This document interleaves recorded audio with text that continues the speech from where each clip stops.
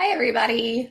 This is Shannon, and today we're going to talk about something very interesting, although it may seem a daunting task when you start looking at it. But if you follow some easy and simple guidelines, it'll help you cut down on the clutter of revision, and it'll make the entire process a lot more seamless and fun. So today we're talking about second draft decision making. Should you fix it up or burn it down? All right, spoilers, you're not going to burn anything down, but you are going to try to figure out ways of making your draft better. And that's the whole point of redrafting. Before we get too far in, let's talk a little bit about me, just to get out of the way. I am Shannon Winton. I am the lead editor at iTooth Editing. I am the founder of Houston Independent Authors, which hosts Writers Lunch over here. I'm a co-coordinator of the Houston chapter of the Editorial Freelancers Association. I've been doing that for 3-4 years now.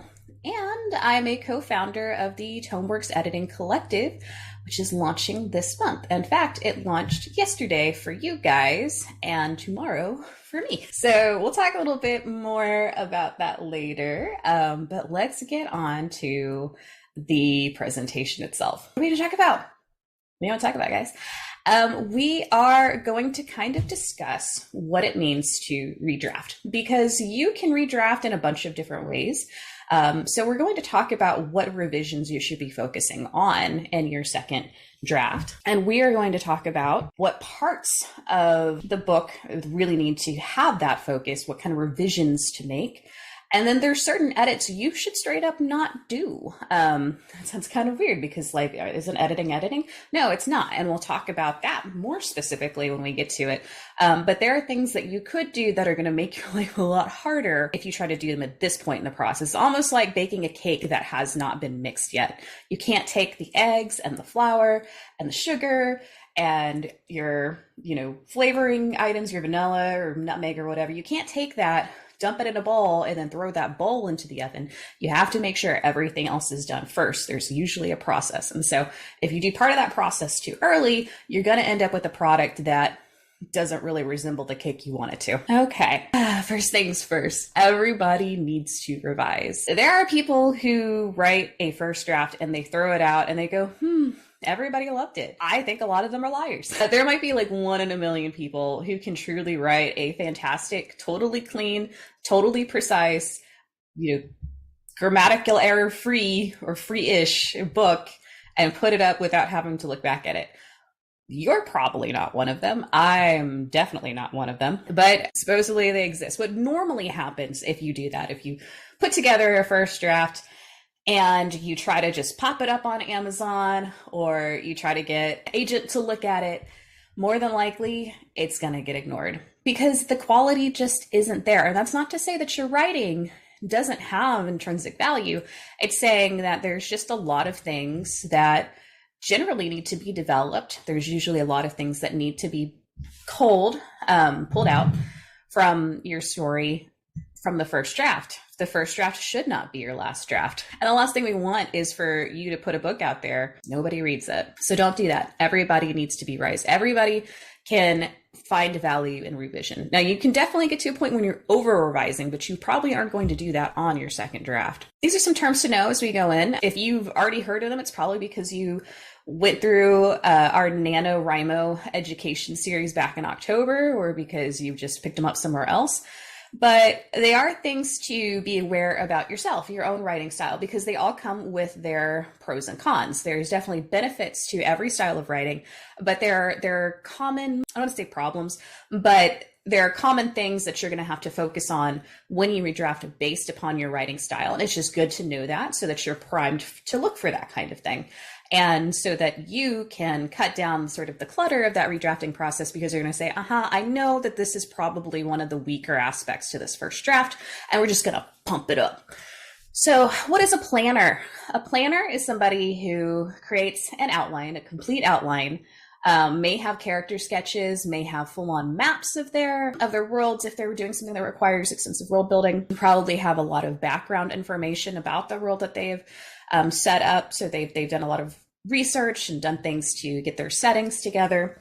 And more than likely they have sort of a chapter or scene by scene guide saying, this is happening, and this is happening, and this is happening, and then this is happening, and this is happening. And it's really well put together. It's nicely planned out. And so when they're ready, they've essentially created a zero draft. That's great. If that's the kind of way that your brain works, that's awesome. And if it's not the way your brain works, then it's probably not awesome for you. And you might want to be on the other side of things. Over here on the full right, you've got this pantser, and they straight up just sit down and they write by the seat of their pants. And they're happy with that, hopefully. With pantsers, they may have ideas about a theme, or they may have a dream about a specific character. They may have this interesting world that's just sort of been in their head a little bit, or just aspects of the world, or they may have a scenario to start off with. They haven't done, a ton of pre-work the way a planner has done. They're going to sit down and essentially write by the seat of their pants. They are ready to start once they get there, essentially, which is also fine because it allows for a lot of creativity, and it can create a lot of really deep, wonderful sort of emotional connection with a character because they're building that character from the ground up as they go. And so they may know that character deeply already. And then I see plantser a lot more, but I've also heard this called landscaper. It's somebody who's kind of in the middle, like maybe they created a very rough outline, or they have a full-on character that they already know that they're going to work with, or basically they've created some background information, or they've written down something, or they've gone onto Pinterest and they've collected things that they want to help get them in the right mode to write this book, but it hasn't been as meticulously set up as a planner. There's a lot of room for them to say, okay, this, but then what else? Once they get to the writing process, I know I'm going to do this particular thing, but I'm leaving myself room so that if my brain takes me in this other direction, I can go that way. And I have that freedom to write, but I know where I'm going to get back to. These all have, wonderful pros and cons.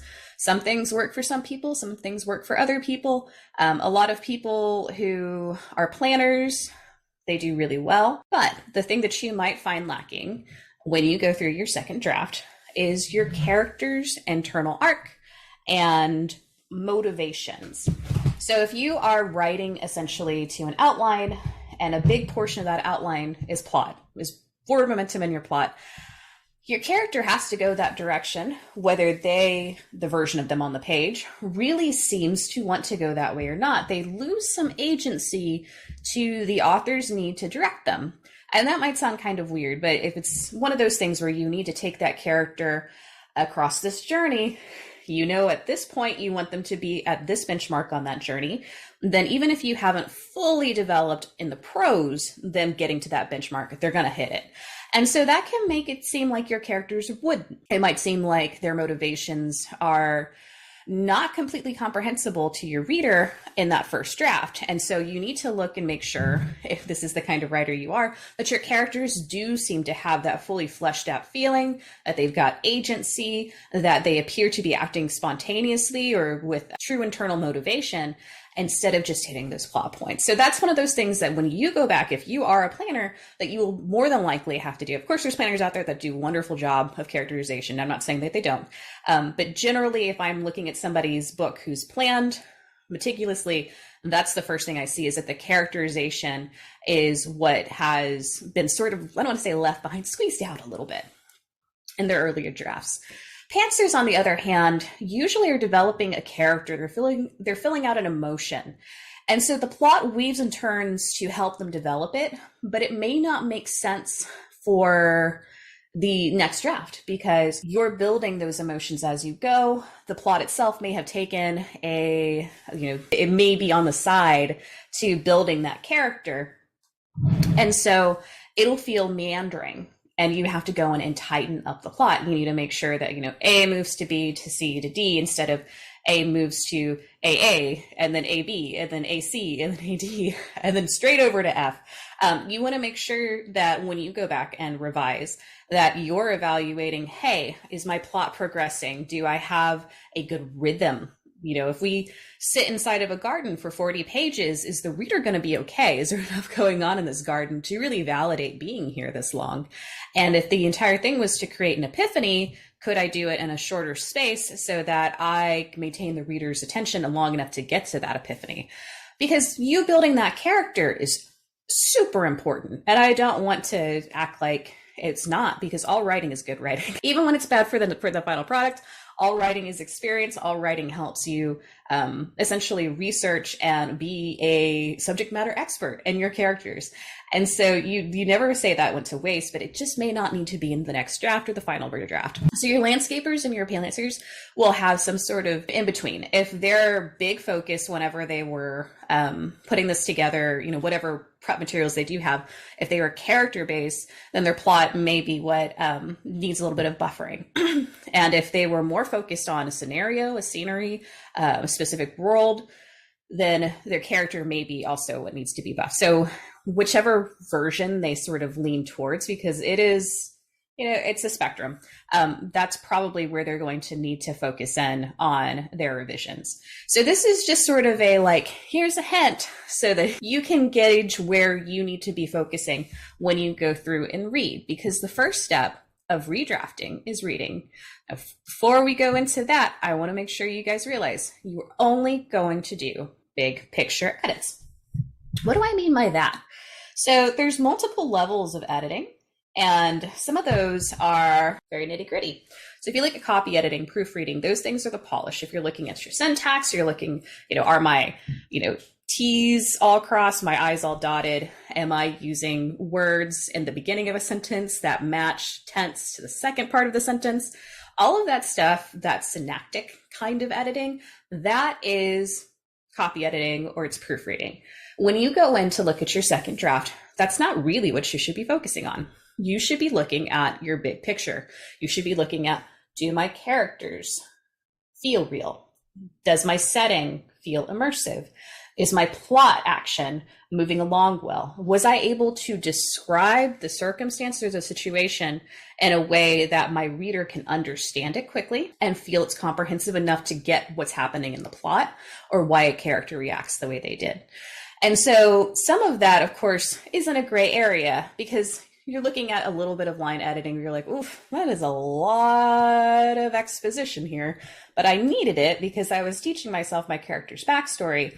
And again, you might want to remove that, but you're not going to look at that big section of exposition and go, should that have been weren't or wasn't? Because your focus, again, needs to be on those big picture things: plot, characters, arc, themes, etc. So how do you know? How do you know what works, what doesn't? You're going to read first. You are going to want to read at least twice and then redraft once. Your first read, give yourself time and distance from this. You don't want to stick around and immediately after you finish writing the first draft, rewrite, because you won't have enough emotional distance from the book itself. When you do that, you end up making decisions sort of based on emotions, and those emotions may not be objective enough to write the best book. So this is a pleasure read. And if you aren't far enough away to be able to read for pleasure, then you shouldn't be reading it yet. The amount of time between when you finish your draft and when you can go back in and read your draft for the next round, it depends on you. Some people can give it a weekend and come back fresh enough, and some people need 3 whole years before they can come back fresh enough. It's purely individual. I can't give you a great amount of time. Generally, I would say a month, but I'm just pulling that out of the air. A month might not work for you. A month might be too long, might be too short. But the main thing is to read it for pleasure. However you wrote the book, don't read it that same way. And by that, I mean, if you sat down on your computer and you wrote the book by typing it up, you should not read it at that computer in front of that keyboard. You should read it on your phone. You should read it on an ebook reader, or you should print it out and read it by, physical pages. You could even put your stuff together and make one single copy to be printed out at Kinko's so that you've got it in a spiral-bound notebook that you can read that way.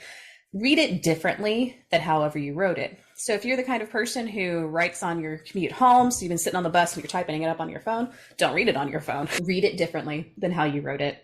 And avoid taking red pens. Again, this is not the point where you're going to be trying to fix You are taking it in. You're taking it in on a whole. You are evaluating your own emotions. You can take notes, but do not write anything down. So when I say take notes, you can say, I kind of lost interest in chapter 2. I don't know why. Write that down. You're like, I made myself cry in chapter 4.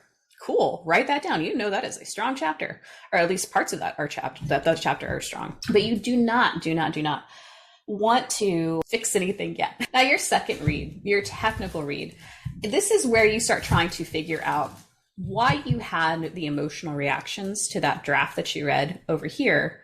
And that's because you're looking for technical issues. And one of my favorite things to do is reverse outline the novel.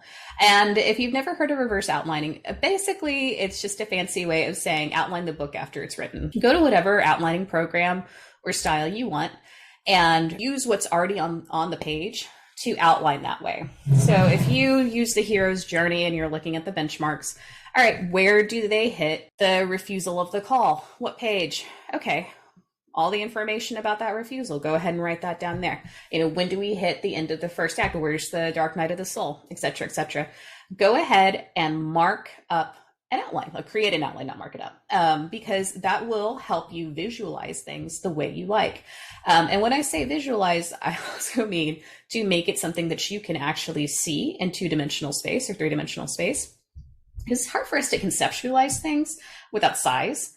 Even though, you are probably literally minded, having a physical representation of stuff really helps. So you can use a bunch of applications, or you can do some other stuff to really see your plot or see your character's arc as you go through. Now, when you're doing these things, you may notice some stuff. You might be like, I have a really important linchpin aspect to the story in chapter 11, but it's only introduced in chapter 11, and I felt like that was a letdown when I read it. I need to introduce this concept earlier. That's a developmental note. That is something that's really important, because when you start deciding what to change and where it goes, that's one of those things you're going to have to do. And the ones that are really egregious or that bother you as you read this, and again, I'm not saying your book is bad, I'm just saying, oh, we got to add something over here. Oh, this was too much. Or, oh, I got really mad. I didn't realize that I wrote that love interest character as kind of an asshole. These are things that you should write down from a developmental standpoint and say, I got to fix this in the future. And I will fix it. Not, oh man, my book is bad. It just needs to be worked on. So let's talk a little bit about visualizing your plot. Again, you're leaving red pens out of this. It is really good to use an application if you are already using that application, if that makes sense. So like with Scrivener, there's really a learning curve, and there has been for decades at this point, I think. I mean, they think I've been around for at least 15 years, but maybe my brain for dates is bad. They've been around for a long time. There is still a learning curve if you're going right in, but they have corkboard options inside. They have outlining tools inside of Scrivener. And if you're already there and that works for you, or you're already using those tools, the ease of access makes it so that that's probably a really good tool for you to visualize your plot. If you're not in Scrivener, this is really hard. You've got a lot of learning to do before you can get there. Another good one is Plotter, and I actually haven't done a Plotter workshop in a little while. I probably should go back and do that. But Plotter is an application. It's an online application that has a bunch of different ways to plot your book. It has a bunch of different plot skeletons already built. It has a bunch of ways to set up your character arcs where you can add pictures and stuff, kind of like you might on a Pinterest board. And it just looks really, really pretty. And so if, the ease of use there and the aesthetic appeals to you, that's something to you. Now, some people really do a lot better if they can write by hand or see something in real life. And you can always do flashcards or corkboard or really any other system that you want, but you want to be able to see it, on your virtual wall or your real wall, being able to say, okay, this is the flow. This is where things are going. This is how it went. These are the major plot points and the big turns and the twists. And I can see where they are and I can see where they aren't. And that's the big one.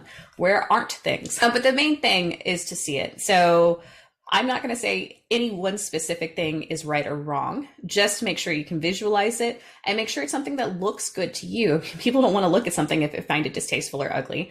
Make sure the aesthetics match what you prefer to look at. So even if you're like, I've got so much work to do, you're like, but it's pretty.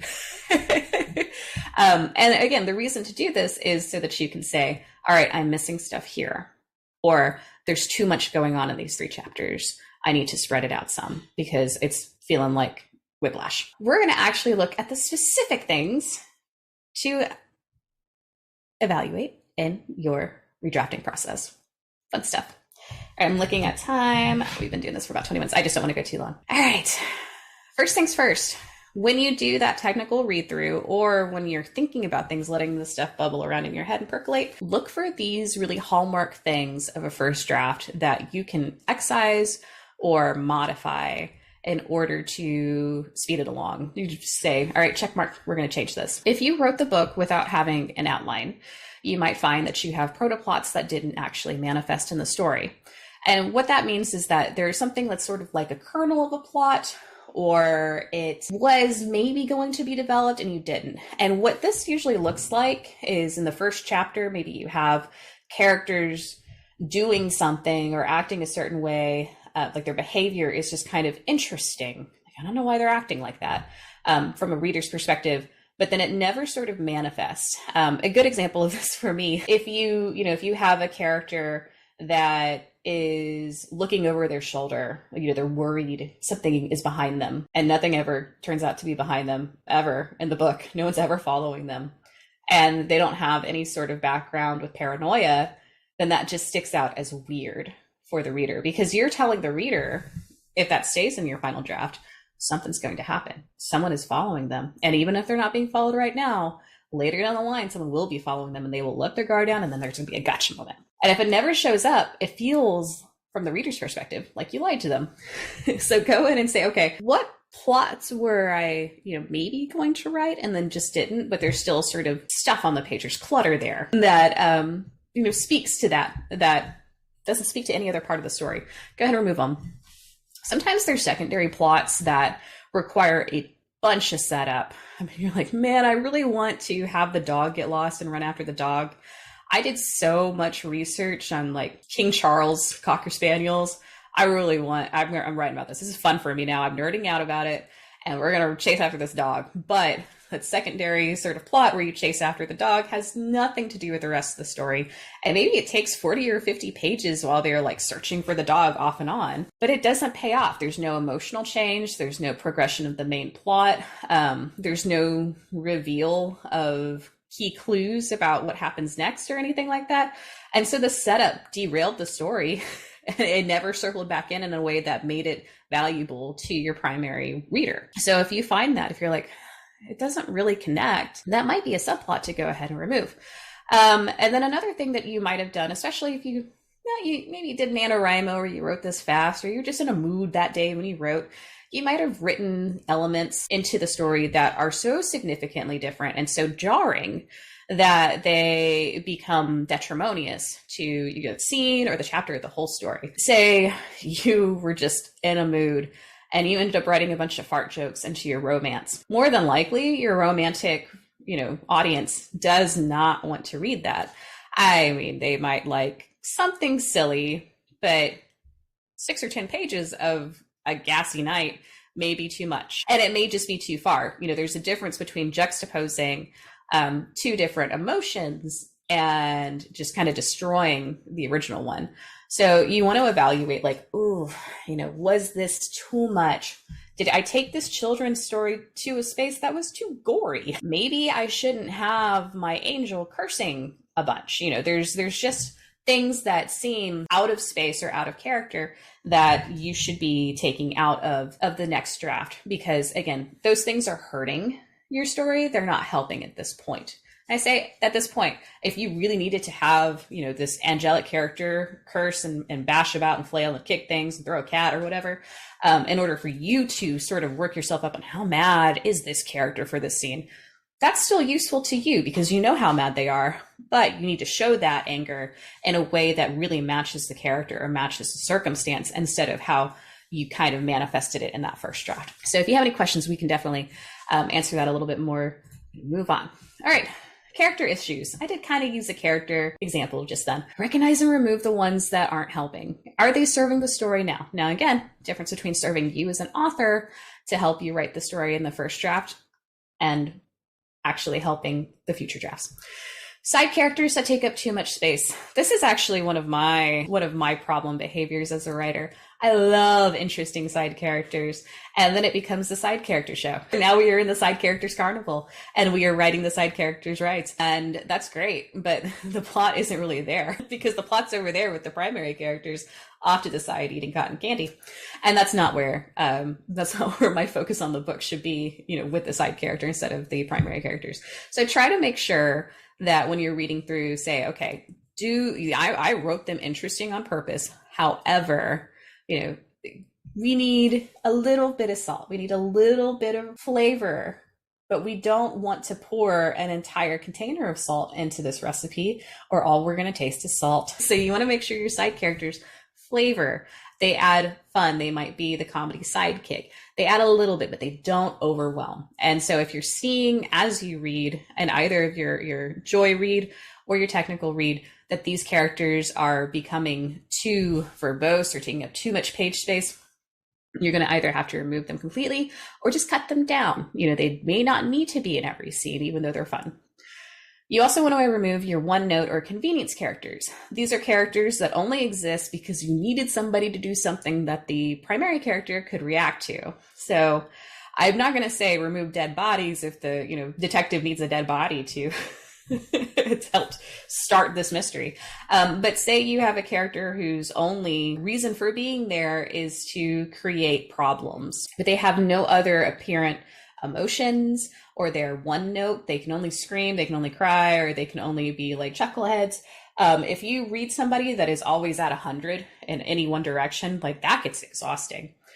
And so if that character is very clearly just serving your purpose to the reader, they're not going to want to read that character. That makes sense. So your characters essentially need to have nuance. And if the characters don't have nuance when they're doing things, then they may or may not need to stay on the page. That being said, you also want to evaluate, do you have characters that show up at the beginning and disappear for large sections of the book? Or do you have characters that are introduced late but play a pivotal role in your plot or your climax? Because both of these things usually don't work for your readers. And these might be things that don't necessarily have to be removed, but you might have to change their interaction with the plot. For instance, if you have a character who is the murderer in a mystery, and you meet them because you have to introduce the murderer, usually before Act 1 is over, and then they disappear for the entire book until the detective goes, it was the butler. More than likely, your reader has forgotten who that character is, and they need the reminder that that person exists.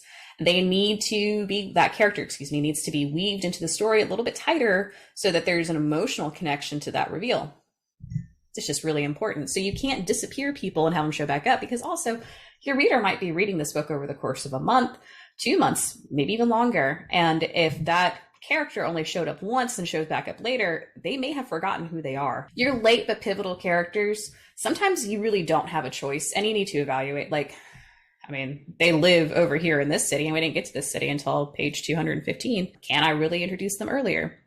Maybe you can, maybe you can't, but you don't want to have a character that is, basically a side character taking up too much space in disguise, where all of a sudden the primary character has gone onto the sidelines while the secondary character plays the pivotal role in the climax. And then it becomes the secondary character story. Why did we follow the protagonist this whole time if really the hero was this guy over here that we introduced 10 pages before the end? The last thing you really want to look at, and it's easy when you're first starting out because characters fulfill an obligation for you. When in your first draft, they could be window dressing, but you might need to beef them up into a more nuanced character at the end. So you want to avoid tropes characters, but this is just like, okay, I have this very alpha male character and I have written them in as this campus bro, but I don't think anybody wants to read a campus bro for 40 or 50 pages. Maybe I should give them some nuance. That's what you write down. You don't necessarily need to remove all of the character, but you might need to provide them more characterization, more internal world, but avoid leaving these in your second draft.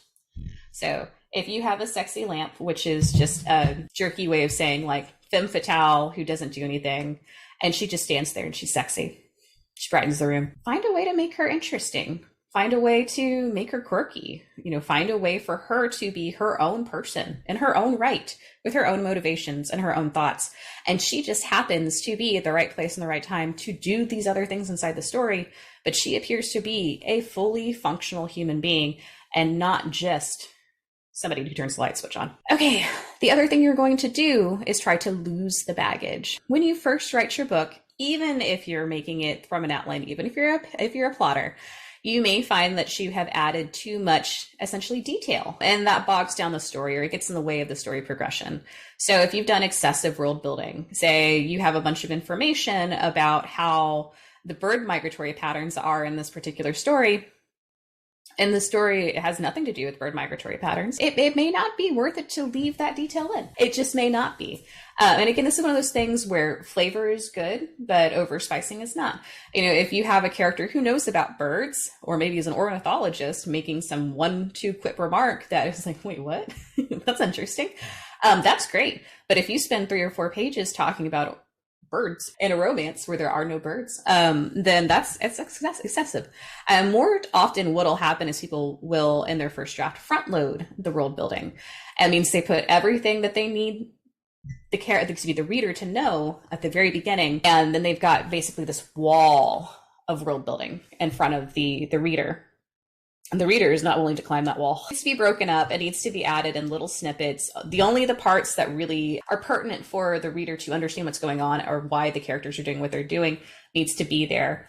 And everything else either needs to be removed or placed in surgically with intent. And same thing for background character information. You might be telling yourself a bunch of information about what happened to a character to figure out their motivations, to figure out their internal world, but it may not necessarily serve your second draft to be there on the page. So I don't need to know the terrible thing that happened at the dentist's office when this main character is 7 in order to understand that they are scared of dentists, for example. But you could still summarize it and put little bits on the page without being excessive. When you go through and read, evaluate with you've put essentially too much. Did you start to have your mind wander when you read this section? This might be why. If you did a bunch of technical mapping or logistics, this happens a lot in science fiction, especially epic science fiction and fantasy, if I'm being honest. And I'm sure it happens in other genres too, but those are the ones, the very technical or very journey or battle related books. You'll end up seeing a lot of logistics and technical mapping that maybe it isn't super relevant to a scene. If you're having a zoomed in battle, of course you need to know what's going on around that person, but you may not need to know what's happening in the war right now, 500 kilometers to the south, if that doesn't play into what happens to this character in the interim, or in the short run, essentially. If it never comes back, we probably didn't need to know it. And if it does come back, did we need to know everything you put there, or would have a snippet of that do? And I did talk a little bit about the birds, but a lot of times if you do research, it's easy to be excited about that research and add a bunch of it. But if you're adding too much to say, I know about things, or I was really excited to know about this thing, it may slow your plot progression. If you're writing a fiction novel and you're accidentally putting a whole bunch of nonfiction facts inside of your story, it may be dragging down the plot. And so you might need to, as much as you love it, remove these things, save them somewhere else for a companion book later on when you're super successful, but take them out so that you have a page that's only going to have your plot, your characters, the things the reader needs to know to follow them and have fun. Because this other stuff, it served you, it served the world building, it served creating the second draft, but it doesn't serve the draft being on the page. So we talked a little bit about this already, but what do you not want to do? Oh, baby, do not copy edit. Because if there's one itsy bitsy error, there are 1,000, and it can be really demoralizing. It can make you feel miserable to go through and be like, man, I've made so many mistakes. I must be a bad writer. No, don't do that to yourself. It also, creates duplicate effort. And I'm going to go ahead and talk a little bit about cost sunk fallacy decision making, because, excuse me, if you go in and you copy edit your 0 draft, first draft, or you try to build out this scene and you haven't determined yet what's your final look like, you may have spent 2 or 3 hours chapter 4, and if you hadn't, you evaluated this from your technical read and went, chapter 4 doesn't really need to be there. I need to modify it so that I can show this other character doing this other thing instead and just sort of summarize this. And that's the best thing for my book. If you put a bunch of effort to fixing chapter 4 in, you're going to be like, this has intrinsic value because my time is woven into it. And I'm valuable. My time is valuable. Therefore, this chapter is now valuable. And you probably don't talk to yourself internally like that out loud or, in your head in those concepts. But that's what we do. We say, okay, I put this much effort in. I have to just keep going. You'll make decisions based upon that sort of emotion or the sense that you've invested into this chapter, this content, and it may not actually be the best thing for your story. And if you hadn't started copy editing, if you had left that well enough alone, you would make other decisions, more objective decisions. So you want to avoid it. You want to avoid the demoralization of fix all this stuff. Because you don't yet. You have no idea yet if you're going to even leave those sections in the story, let alone if you really need to add commas to all of those sentences that you wrote in a rush. It's also going to slow the creative process. If you are focused on these nitty gritty little syntactic or grammatical details, you're probably not thinking about whether or not the romance in that chapter is working, whether or not you hit the tone that you were supposed to in that chapter or you're intending to in that chapter. If you laid in the breadcrumb the way you meant to for the reader to follow, because you're more focused on the grammar of that sentence and not the content of that sentence. Excuse me for just a second. So long story short, don't copy edit. The only time I would say you can do something for copy editing purposes would be if, again, you wrote this really fast and maybe the sentences or the words that you meant to write aren't there. And so the concepts are missing. And you're like, I know right now what I meant to write, and I might need to just add a little bit in so that I don't forget a month or when I come back around to do this. And that's the only thing. If you're unable to comprehend what the content was supposed to say, but you remembered it and you'll forget it, you can go ahead and add in, but don't get yourself stuck in this revision where you're touching the words on the page for hours and hours and hours and you still haven't fixed these major big picture issues with the plot that you really should be looking at first. Now, why is it important to go in and do all this in the first place? I mean, it still probably seems like a lot of work, right? Writing a book is not something you do over a weekend. Again, I just barrel through it. Without a plan, without careful evaluation, you won't fix these big picture things necessarily, or you'll wait until much later in the revision process to fix these big picture things, which means if you're at a line level revision and then you're actually fixing the developmental problems, now you have another draft you have to do later. So you might not realize if, say, your book starts in the wrong place. A lot of books in their first draft don't start where the reader needs them to start. They start where the author needs them to start in order to write that book. And those two things are often not the same place. But if you needed to start with this person waking up and going through their regular days so that you could kind of get a sense of who they are, that was still valuable to you. But if you just barrel through revisions or you go straight to copy edits, you may not realize that a reader does not want to read 15, 20, 30 pages of a normal day before anything unusual or interesting happens. If you are a plantser or a pantser and you just write by the seat of your pants, which again is, I'm not saying this is a bad thing, but what you may do when you're writing your first draft is weave around your genre because you're just sort of filling stuff out. So you might have started off writing something that feels, from a reader's perspective, more like a romance, or it feels like a specific genre. Somewhere in the middle, you realize that you were more interested in this mystery that you'd started creating. And by the end of it, there is no romance. It is only mystery. But when you first wrote the first couple of chapters, when you first started writing this book, you weren't writing a mystery. And so you don't have any elements on that page that would clue the reader in like, hey, this is going to be a mystery. And so somewhere in the middle, you've switched genres, you've mismatched them. And you haven't, woven these two, you haven't meshed genres. You started writing a romance and then you stopped, and then you started writing a mystery and then you stopped. So you have the beginning of one book and the ending of a completely different book. You may not realize it if you're going straight into copy editing, that this is a problem. This could be a problem for reader. The reader who likes that beginning will not like that end. And the reader who likes that end will never have read it because they didn't like the beginning. Ooh, that's not fun. Another thing that we do when we're writing a book is, man, we just really want to finish. And a lot of us will write in a linear pattern. Not everybody writes their book linearly. But if you're just ready to be done, you may not realize you're just ready to be done. You may rush the ending though. And so if you're only going through to say, okay, does this make sense? This is over here. Do my eyes all have capitalizations? All that stuff. You may not realize that your ending is rushed.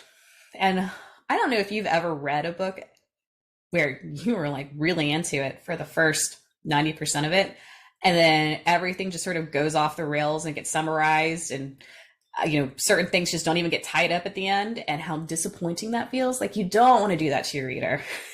And your ending in your head may be like really fleshed out and beautiful, but what's on the page isn't the right thing. If you go through without a plan, you may not realize that, again, what's in your head and what's on the page don't match. You may have lots of exposition and backstory and not even realize it. And then again, if you're going through this just for copy editing, or you're just going through to make sure that it looks polished enough, you may not realize that the actual plot is disorganized and that you have elements that you dropped and never came back to.